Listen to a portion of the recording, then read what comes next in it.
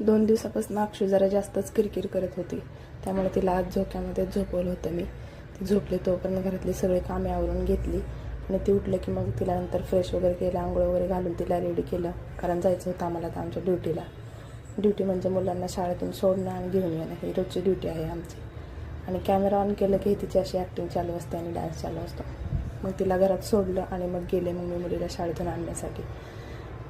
आणि शाळेतून येताना एवढी गर्दी असते की नाही, ही गाड्यांची ये जा असते. रोड क्रॉस करताना जरा जास्तच भीती वाटते, त्यामुळे मग ते रोड क्रॉस करताना थोडं काळजी करूनच रोड क्रॉस करावं लागतं.